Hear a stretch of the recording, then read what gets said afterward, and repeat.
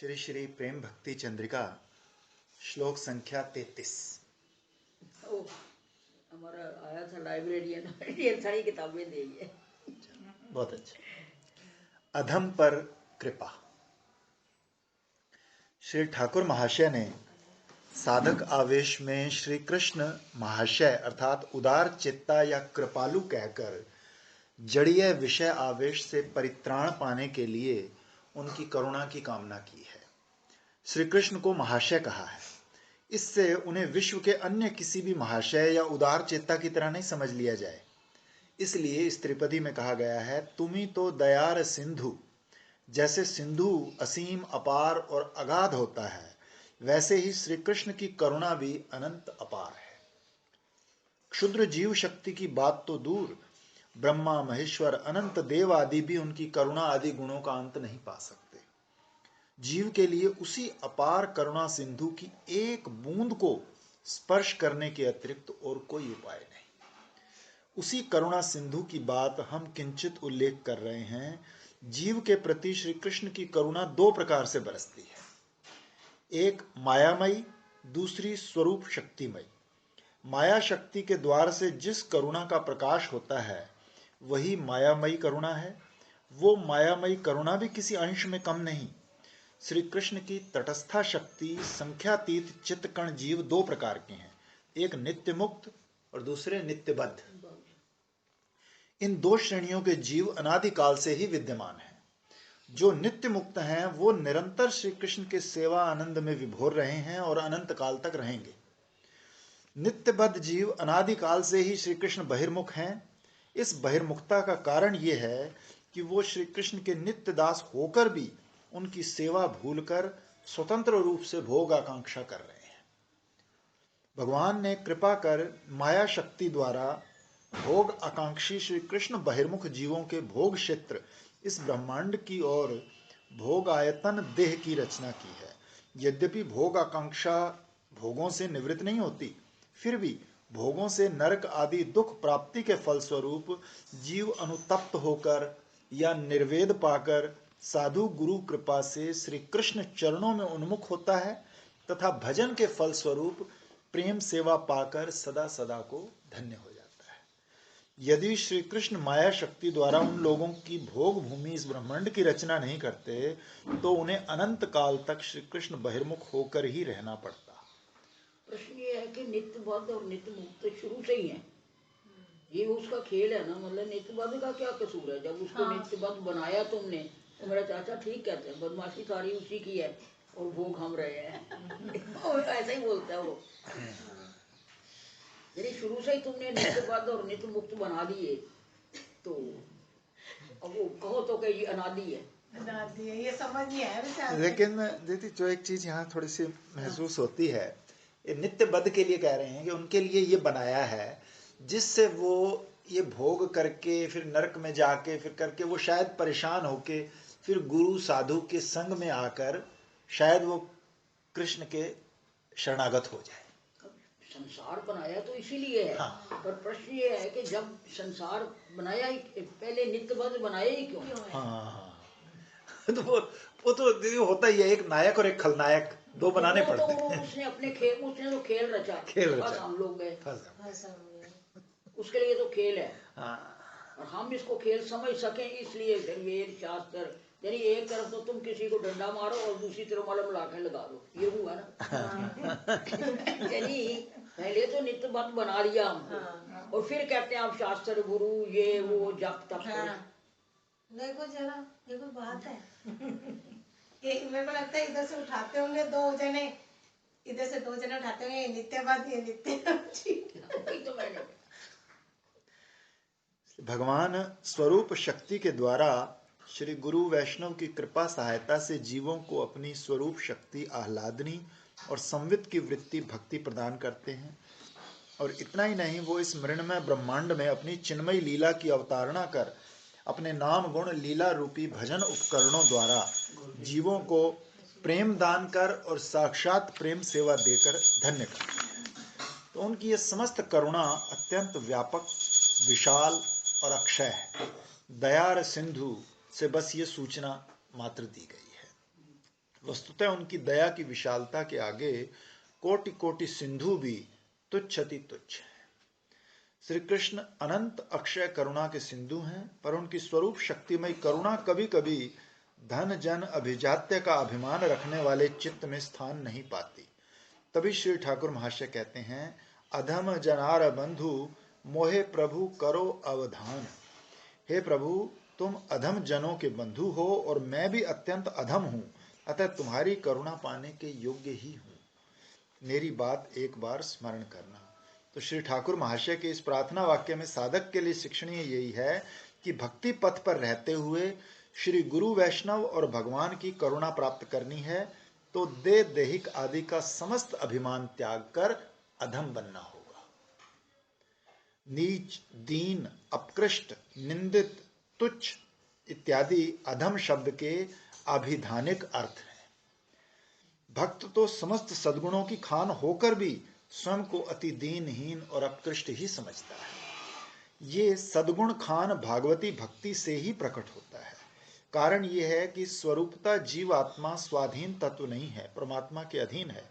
फिर माइक विश्व में काल कर्म गुण आदि द्वारा नियंत्रित है और महत कृपा से जीव जब भक्ति पथ का आश्रय लेता है तब महत संग में ये रहस्य समझता है और इस आत्मज्ञान के उन्मेष से अपना कर्तापने आदि का अभाव बोध होता है। तब वो सभी कामों में स्वयं को अयोग्य और असमर्थ समझता है और सर्वत्र ईश्वर का प्रबल कर्तृत्व अनुभव कर सभी प्रकार से उनके श्री चरणों में शरणागत होता है। तभी वो समझ पाता है कि मैं अधम अपकृष्ट हूं। इसी का नाम दैन्य है। ये भक्त जनों की साधन संपद है। यही वो वस्तु है जो शीघ्र ही साधक के प्रति भगवान की करुणा को आकर्षित कर लाती है। जात रति साधक के लक्षणों में बताया गया है कि सर्वोत्तम आपना के हीन करी माने। श्री नरोत्तम ठाकुर महाशय कहते हैं, हे प्रभु, अति अधम दुर्गत जन्म मेरी बात एक बार मन में लाना। यदि कृष्ण कहें तुम्हारी क्या बात मन में लानी होगी, तो उत्तर देते हैं कि पड़िनु असत भोले काम तिमिंगिले गिले, ओहे नाथ करो परित्राण। हे नाथ, मैं असत के भुलावे में आ गया, कामा या कामना रूपी तिमिंगल मुझे निगले जा रहा है, तुम उसके कवल से मुझे बचाओ। श्री ठाकुर महाशय ने पिछली त्रिपदी में असत भोल की बात की थी, इस बार फिर कर रहे हैं। यहाँ शब्दांतर का विन्यास देखकर लगता है कि असत अर्थात देहिक आदि नश्वर वस्तुओं को सत्य मानकर भोल या भ्रांति में पड़ जाना ही असत भोल में गिरना है। इस प्रकार भ्रांति में ही देहिक आदि को सत्य समझकर स्वरूप विभ्रांत मानव विश्व की अर्थ संपदा आदि की कामना करता है और इनमें उसका ऐसा आवेश उत्पन्न होता है कि इनके नश्वरत्व या दुखत्व के विषय में शत शत सदुपदेश सुनकर भी वो इसकी कतई धारणा नहीं कर सकता। परिणाम ये होता है, जब दुख आता है और इसकी नश्वरता का पता चलता है उस वक्त तो लगता है कि ये छूटना चाहिए, लेकिन जब दुख चला जाता है तो हम फिर वैसे के वैसे। दीदी, तो इसका मतलब ठाकुर जी ने इतनी माया, अपनी माया को ज्यादा स्ट्रॉन्ग बनाया हुआ है। भाई है तो शक्ति तो उसी की है ना, माया शक्ति को कम मत समझो। उसको जब तक हलादनी शक्ति या भक्ति से परे नहीं करोगे, अब उसी के पीछे लगे रहेंगे, जब वो जोर मारती है तो फिर लगता है कि ये छूटे। कोई भी बीमार आदमी को, पूरे बीमार को पूछो तो कहेगा शरीर छूटे, लेकिन जरा सा ठीक हुआ कि फिर वैसे का फिर वो कहता है हाँ अब रोटी खाऊंगा, अब रोटी भी खा लूंगा, अब ठीक हो रहा। वैसे तो है ही ना कि भाई पहले पानी भी नहीं पिया जाता। भगवान की याद ज्यादा आती है कि भाई ये दुख छूटे तो फिर कभी नहीं तुम्हें भूलूंगा, लेकिन फिर भूल जाते हैं क्योंकि जन्म जन्मांतर के संस्कार है ना। एक आधी जन्म थोड़ा ही है कि हम असत के पीछे लगे हुए हैं। लेकिन दुख को याद रखना चाहिए। जैसे बहुत जुकाम लगा या बहुत दर्द हुई तो लगता है कि इससे शरीर छूट जाए तो अच्छा है, ठीक है ना, तो फिर वो ठीक हो जाए तब भी याद रखना चाहिए कि भाई ये शरीर नश्वर है, इसको छूटने का उपाय करना चाहिए। मैं तो यही कह रही थी दीदी, मन में ना मेरे कई दफा आता है इस रोगों से छूटने की कितनी मतलब चिंता रहती है। भव रोग से छूटने की अगर चिंता ही लग जाए तो ये तो रोग कुछ भी नहीं है ना भाई। ये भवरोग का हिस्सा ही है ना। हाँ जो दुख है वो तो भवरोग का हिस्सा है। नहीं वो तो ऐसा है, मतलब खुद को इस शरीर से छूटने की बजाय कि नहीं जो वास्तविक चीज है उसके लिए चिंता ज्यादा होनी चाहिए ना, कि ये रोग ये मेन जो लगा तो याद रखें तो चिंता रहेगी ना। हाँ बड़े लोग कहते हैं अब ठीक हो के हम सतत राम नाम जपेंगे, लेकिन जब उठते हैं तो फिर वही माया नाम जपते हैं। ये है ना। क्षुद्र मानव अपनी सामर्थ्य से इसके कवल से आत्मरक्षा नहीं कर सकता। तभी ओहे नाथ करो मोरे त्राण, हे प्रभु श्री कृष्ण एकमात्र तुम ही महाशक्तिशाली काम के हाथ से रक्षा करने में समर्थ हो, अतः इसके कवल से मेरी रक्षा करो। प्रार्थना तभी तो लिखा prayers can do a lot than the man imagines. प्रार्थना करने से वो सुनेगा ही ना। तो वो प्रार्थना याद रखनी चाहिए, खाली मुंह से ही नहीं प्रार्थना करनी चाहिए, अंदर से छूटने का उपाय करना चाहिए और सतत याद रखना चाहिए कि हमें छूटना है। आधे मोस्ट ऑफ दी टाइम तो लोगों को ये है ही नहीं कि छूटना है। वो कहे ठीक है जी बीमारी आई तो बीमारी क्या है, कोई शरीर की बीमारी है तो ठीक हो जाएगी, फिर वैसे के वैसे। देखो ना इनको, देखो ना जब बेंजी ने पानी की गई जो पानी पी लो, अरे इससे भगवान का नाम लेना चाहिए। निष्कपट भजन। श्री ठाकुर महाशय के दैन्य का आवेग क्रमशः उच्छ्वलित हो रहा है। वो स्वयं को नितांत अपराधी, अधम और भजन साधनहीन मानकर कहते हैं, यावत जन्म मोर अपराधे होइनु भोर, निष्कपटे न भजनी तोमा। प्रेम की मूर्ति होकर भी श्री ठाकुर महाशय ने दैन्य के उच्छ्वास में इन त्रिपदियों में जो वाणियां प्रस्तुत की हैं वो साधक के लिए मृत संजीवनी की तरह परम हितकारी हैं। प्रगतिशील भक्ति जीवन में प्रेम प्राप्ति के मार्ग में जितने भी अंतराय हैं उनमें अपराध ही सर्वापेक्षा प्रबल है। श्री चैतन्य चरितामृत में भी देखने में आता है कि एक कृष्ण नामे करे सर्व पाप नाश, प्रेमेर कारण भक्ति करे न प्रकाश। प्रेमेर उदय है प्रेमेर विकार, स्वेद कंप पुलकादि गदगद अश्रुधार। अनायासे भव क्षय कृष्णेर सेवन, एक कृष्ण नामेर फले पाई एतो धन। हेनो कृष्ण नाम यदि लय बहुबार, तबे यदि प्रेम नहे नहे अश्रुधार। तबे जानी अपराध ताहते प्रचुर, कृष्ण नाम बीज ताहे न है अंकुर। अंकुर उत्पादन में अति शक्तिशाली पुष्ट बीज यदि मिट्टी में गिरकर वर्षा का जल प्राप्त करता है तो वो अंकुरित होता है, और यत्न पूर्वक उसकी देखरेख हो, जल सिंचन आदि हो तो यथा समय फल देगा। उसी प्रकार कृष्ण नाम बीज हृदय भूमि में गिरकर श्रवण कीर्तन आदि जल से सिंचित होने पर भक्ति कल्प लता का अंकुर निकलता है। यथा समय उसमें भाव कुसुम और प्रेम फल अवश्य ही आएंगे। यदि वही बीज पाषाण पर जाकर गिरता है तो उसमें अंकुरित होने की कोई संभावना नहीं रहती। अपराधी चित्त भी पाषाण की तरह है, वहां नाम भजन आदि भक्ति बीजों के अंकुरित होने की कोई संभावना नहीं रहती। इसीलिए वैष्णव संप्रदाय में अपराध का विचार इतना प्रबल है। श्री चैतन्य चरितामृत का जो अंश उद्धृत किया गया है उसके ठीक पीछे ही लिखा है, चैतन्य नित्यानंदे नाही ये सब विचार, नाम लैते प्रेम देन बहे अश्रुधार। तो इस वाक्य से लग सकता है कि श्री चैतन्य देव और श्रीमन नित्यानंद प्रभु अपराध का विचार नहीं करते, नाम लेते ही वो अपराधी को भी प्रेम दान कर देते हैं। किंतु श्रीमन महाप्रभु की नवद्वीप लीला में निंदक, पड़ुआ, छात्र, पाखंडी आदि ने प्रभु की निंदा की थी, सो प्रभु ने उन निंदक अपराधियों को प्रेम दान का अन्य कोई उपाय न देखकर संन्यास ले लिया था। और संन्यास के पश्चात जब वो निंदक प्रभु के श्री चरणों में प्रणत हुए और उनके अपराधों का अपगम हुआ, तब उन लोगों को प्रेम दिया था। फिर गोपाल चापाल श्रीवास के प्रति अपराधी था, सो श्रीवास द्वारा उनका अपराध क्षमा करा, तब प्रेम दान किया था। इतना ही नहीं, यह भी वर्णित है कि अपनी स्वयं की माता शची देवी तक को भी बताया कि वो श्री अद्वैताचार्य के प्रति अपराधी हैं, तो माता ने अद्वैत की पग धूली मस्तक से लगाई, तब उन्हें प्रेम दान किया। इसलिए ऐसा नहीं है कि श्री चैतन्य नित्यानंद अपराध का कोई विचार नहीं करते। हाँ, वो प्रेम दान के विषय में कोई पात्र विचार नहीं करते। ये बात समझनी होगी कि उन्होंने अपराधी व्यक्ति को भी अपराध नष्ट करके प्रेम दान किया है। इस भारी मीमांसा से भक्ति साधना के प्रबलतम अंतराय अपराध का गुरुत्व समझ में आता है। श्री ठाकुर महाशय कहते हैं, यावत जन्म मोर अपराधे होय न भोर, अर्थात मैं तो जन्म से ही अपराध आचरण करते करते अपराध पंख में फंस गया हूँ, अपराध से ढक गया हूँ। सतत अपराध करके भी अपराध विषय में सतर्क होने की बुद्धि भी खो बैठा हूँ। तो हम लोग मुंह से जितना अपराध करते हैं, आचरण में अपराध के विषय में उतने सावधान नहीं होते, अपराध कर ही बैठते हैं। जो श्रेय कामी साधक हैं, उन्हें सतत बड़े यत्न और सावधानी के साथ भजन के महाविघातक नाम अपराध, सेवा अपराध सब प्रकार का त्याग करना होगा और निरपराध होकर भजन करने की प्रचेष्टा करनी होगी। इसके पश्चात कहते हैं, निष्कपटे न भजनी तोमा। श्री ठाकुर महाशय दैन्य से भरकर बात कहकर साधक जगत को मूल्यवान उपदेश दे रहे हैं। माया भीतर एक, बाहर दूसरा भाव, छल चतुराई प्रताड़ना शठता आदि ये कपट के ही अभिधानिक अर्थ हैं। माया का संबंध छोड़कर अन्य अभिलाष शून्य होकर अपने स्वरूप अभिमान को लेकर भजन करना ही निष्कपट भजन है। देह देहिक आदि के आवेश में साधक के चित्त में भजन के समय नाना प्रकार की लाभ पूजा प्रतिष्ठा आदि की अभिलाषाएं जगती हैं।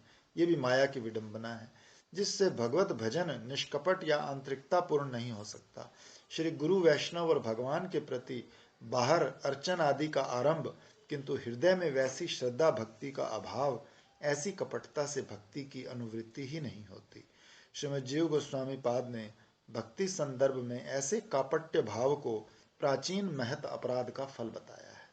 यदि धामवास और महत संग आदि भक्ति या भजन से भी ये कपटता नष्ट नहीं होती, तो ये असाध्य व्याधि जैसी हो जाती है। फलस्वरूप गुरु वैष्णव भगवान के प्रति नाना प्रकार की छल चतुराई शठता आदि सामने आते हैं। तो ऐसी कपटता दुष्ट चित्त व्यक्ति बाहर से भजन का अभिनय मात्र ही करता है। जब तक प्रबल महत संग या महत कृपा से ये कपटता नष्ट नहीं होती, तब तक उसके निष्कपट भजन की या आंतरिकता पूर्ण भजन की कोई आशा ही नहीं रहती। तुम मेरी एकमात्र गति के रूप में विद्यमान हो, अनंत काल रहोगे, इसलिए हे प्राणपति, तुम्हारी माया की ठगी में पड़कर मैं तुम्हारे चरण छोड़कर अन्य वस्तु की कामना करूं, तब भी तुम अपने नित्य दास को मत त्यागना। मेरे जैसे अधम अयोग्य और कोई नहीं। जब तुम अधम तारा हो तो मैं भी सर्वाधिक अधम हूं। तो इस अधम जन को अपने उदार स्वभाव से आकर्षित कर अपने अभय चरणों में स्थान देकर धन्य करो। भगवत पाद पद्मों में आया साधक इस प्रकार दैन्य और आरती के साथ पदारविंद में प्रार्थना प्रस्तुत करेगा तो उनकी कृपा से निष्कपट भजन का सौभाग्य पाकर धन्य हो सकेगा। यही प्रकरण अर्थ है। पतित पावन नाम। श्री ठाकुर महाशय विपुल दैन्य के उद्रेक से स्वयं को नितांत पतित अधम जन मानकर भगवत पाद पद्मों में एकांतिक शरणागति की कामना करते हैं कि हे श्याम, तुम्हारा पतित पावन नाम जगत में सर्वत्र ही विघोषित है, तो मैं भी नितांत पतित जन हूं, इसलिए मेरी उपेक्षा करने से मेरी और गति नहीं। इस त्रिपदी की प्रार्थना वाणी में श्री कृष्ण को श्याम संबोधित करने के पीछे एक रहस्य छिपा है कि श्याम का एक अर्थ अभिधान में इस प्रकार दिया गया है कि जिसकी ओर मन जाए उसका नाम श्याम है, किंतु श्याम के प्रति स्वाभाविक रूप से तो सबका मन नहीं जाता। धन जन मान प्रतिपत्ति आदि दे देहिक आदि के सुख स्वाच्छंद की ओर प्राय सबका मन जाता है। यदि स्वाभाविक रूप से सबका मन श्याम की ओर जाता तो फिर उसके लिए इतने साधन भजन की क्या आवश्यकता थी। तो हमारे मन में स्वाभाविक रूप से प्रश्न उठता है, और हम यदि धीर चित्त से इस विषय में सोचें तो अवश्य समझ आएंगे कि विश्व के समस्त जीवों का मन आनंद की ओर ही दौड़ रहा है। जीव सुख या आनंद चाहते हैं और उसी आनंद की घनीभूत मूर्ति है श्याम। इसलिए यथार्थता हम सभी का मन श्याम की ओर दौड़ते हुए भी हम में से अनेक श्याम को नहीं पकड़ पाते। उनसे छिटकता जो आनंद है उसकी आभास कणिका मात्र विश्व के इस जड़ीय रूप रस आदि में ही डूबे रहते हैं। उसी में विमत्त हो हम श्याम को भूले हुए हैं। जो लोग श्री गुरु वैष्णव की कृपा से जगत को भूलकर जगन्नाथ के अप्राकृत सौंदर्य माधुर्य रूप रस आदि के आस्वादन के लिए लोलुप हैं, वे ही साधन भजन के परिपक्व होने पर श्याम माधुरी का आस्वादन करके धन्य होते हैं। तो श्याम में नाम क्यों नहीं जाता? कहते हैं जो उनको स्वाभाविक ही वो आनंद रस है और माया भी आनंद रस है, माया उनके सामने तुच्छ है, तो फिर हमारा मन क्यों नहीं जाता? इसका कोई जवाब नहीं है इसमें, जरा से फिर पढ़ो देखो। हम यथार्थतः हम सभी मन श्याम की ओर दौड़ते हुए भी हम में से अनेक श्याम को नहीं पकड़ पाते। उनसे छिटकता हुआ जो आनंद है उसकी आभास कणिका मात्र जो ये विश्व का जड़ीय रूप रस है, इसी में डूब जाते हैं। वही जैसे दीदी वो आप उदाहरण देते थे ना कि एक ने कहा आ जाओ भाई ले लो जिसने जो लेना है। हाँ, ठाकुर जी पेड़ के नीचे बैठ गए, नारद जी को कहा कि रोज उलाना देते हो तो आप ऐसा करो कि मैं यहाँ बैठा हूँ, जाओ सबको ले आओ, मैं सबको दर्शन दे दूंगा। तो ठीक है, माया था, उन्होंने तो अपना परीक्षा लेनी थी ना, तो चले, बहुत सारे लोग चले, चलो भाई भगवान को मिलने चले। तो पहले उन्होंने चांदी की नदी बैठा ली, ढेर लगा दी। बहुत सारे लोग तो चांदी लूट के कहते अरे वो भगवान से क्या लेना, ये ले ना काम बनेगा। ये भी भगवान की दी हुई है, ले ये भी भगवान दे रहे हैं।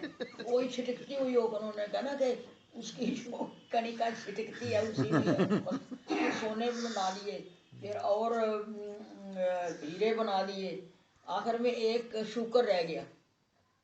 तो नारद जी ने कहा भैया तू चलेगा वहाँ भगवान के दर्शन? कहते ये बताओ कि वहाँ पर मेरे कीचड़ मिलेगा, कीच जो है वो मिलेगी लौटने को? कि नहीं, वहाँ तो स्वर्ग में और गोलोक में तो कीच नहीं होती। कहते तो फिर मेरे को क्या करना है जाके? तो मतलब ये है कि वो मैंने कहा ना क्यों नहीं जाता वो, मतलब वही है कि हम जो उनके आनंद से छिटकती हुई एक किरण माया की है, हम उसी में कहते हैं ना कि सुंदरता सुंदरता महाराज जी कहा करते थे, सारी विश्व की सुंदरता जो है वो उनके एक रोम की सुंदरता के बराबर है, जिसमें हम डूब जाते हैं और उनको देखने की इच्छा नहीं करते। श्री नरोत्तम ठाकुर महाशय कहते हैं तुम्हारा पतित पावन नाम जगत में विघोषित है, मैं भी नितांत पतित ही हूं, इसलिए मेरी उपेक्षा करोगे तो तुम्हारे पतित पावन नाम पर कलंक लगेगा।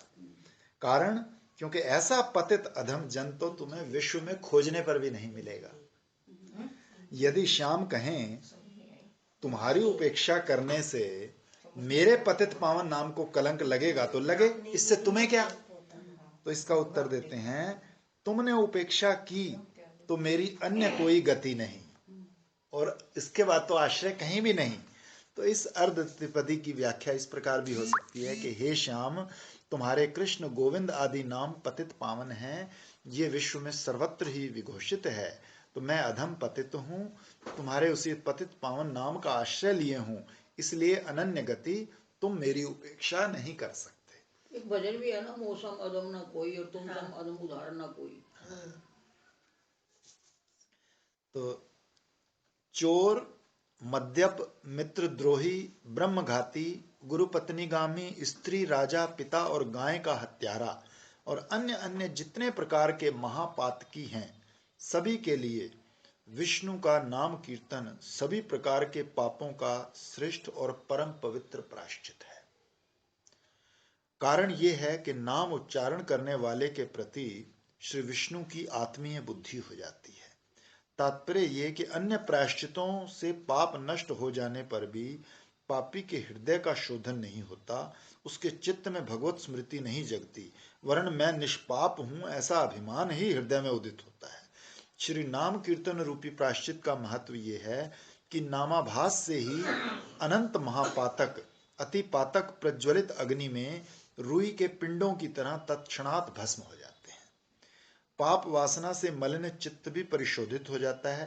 कारण ये कि नामाभास से नाम उच्चारण करने वाले के हृदय में श्री विष्णु का अनुसंधान ना रहने पर भी, अर्थात मैं विष्णु का नाम ले रहा हूं ऐसा एहसास ना होने पर भी, जैसे अजामिल ने पुत्र को नारायण कहकर पुकारा था, श्री विष्णु को नामोच्चारण कर्ता की बात स्मरण होती है और ये मेरा दास है, मेरे द्वारा सर्वदा रक्षणीय है, ऐसी तद विषया मति का उदय होता है। इसलिए भगवान नाम में जो पतित पावनता गुण या शक्ति है वो अन्यत्र कहीं भी संभव नहीं। मानो भगवान कह रहे हैं नाम के वो पतित पावनता आदि गुण तो निरपराधी के प्रति ही प्रकाशित होते हैं, अपराधी के प्रति तो नाम की प्रसन्नता नहीं रहती। तो इसके उत्तर में ठाकुर महाशय कहते हैं यदि होई अपराधी तथापि होए तुमी गति, सत्य सत्य जेनो सतीपति।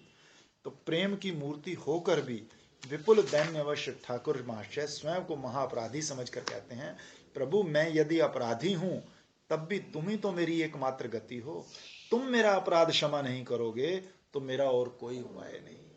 ठीक उसी प्रकार जैसे पतिव्रता की एकमात्र गति पति ही है, सती रमणी पति चरणों में कोई अपराध करती है तो पति उसे अवश्य ही क्षमा करता है, क्षमा नहीं करेगा तो पतिव्रता और किसके पास जाएगी।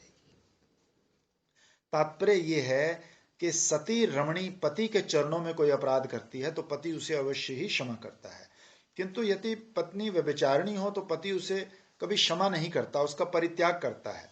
श्री हरि के एक निष्ठ अनन्य भक्तों की बात भी वही। तो श्री हरि के ब्रजेंद्र नंदन आदि किसी एक विशेष स्वरूप के प्रति निष्ठावान है, अन्य देवी देवियों की उपासना नहीं करते अथवा हृदय में प्रेम सेवा की कामना के अतिरिक्त अन्य किसी कामना के लिए स्थान नहीं है। ऐसे भक्त यदि दैव योग से असत संग के प्रभाव से अथवा असत संस्कारवश श्री हरि चरणों में कोई अपराध कर बैठते हैं तो श्री हरि उन्हें अवश्य ही क्षमा करते हैं, किंतु अन्य देवोपासना या कृष्णेत्तर कामना हृदय में विद्यमान हो तो श्री हरि व्यभिचारिणी रमणी की तरह उसका परित्याग करते हैं। भगवान में मन लगाकर सेवा में नियुक्त होने पर यदि किसी से कोई अपराध होता है तो भगवान उसे क्षमा करते हैं, किंतु भगवत परिचर्या कार्य में लगे रहकर भी यदि कोई पर स्त्री में आसक्त हो व्यभिचार करता है तो भगवान उसका अपराध क्षमा नहीं करते और उसकी सेवा भी ग्रहण नहीं करते। हाँ, प्रबल असत संग या दुष्ट संस्कार के फलस्वरूप यदि किसी अनन्य भजनकर्ता की आसक्ति पर स्त्री आदि में उत्पन्न होती है और वो उसका परित्याग कर अत्यंत अनुतप्त होकर यदि श्री हरि चरणों में एकांतिक भाव से शरणापन्न हो जाए तो श्री हरि उस पर प्रसन्न होकर उसे क्षमा कर देते हैं। ये समझना होगा। इसीलिए गीता में कहा है क्षिप्रम भवति धर्मात्मा शश्व अच्छांतिम निगच्छति कौन्तेय प्रति जानीहीन में भक्त प्रणश्यति।